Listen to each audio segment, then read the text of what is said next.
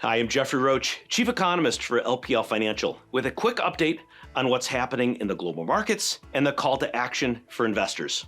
First, look at the reason behind the recent layoff announcements. What we see is that firms plan to lower headcount because of cost cutting. That's a very different reason than shrinking demand. Firms are in a decent position to endure a downturn as they cut labor costs and streamline inventories. This chart explains a lot on why markets grind higher despite the uncertainty. Next, take a look at hours worked as a leading indicator for growth and the job market. In this chart, you'll notice hours worked is still below pre-COVID levels, as firms are probably doing some labor hoarding. Low hours worked could suggest that the labor market is about to cool enough for the Fed to commence their rate-cutting regime. Finally, easing labor costs should dampen services inflation this year. Compensation growth is less frothy now for those in the services providing industries, and this likely foreshadows lower inflation in the services sectors, something that will be encouraging for the Fed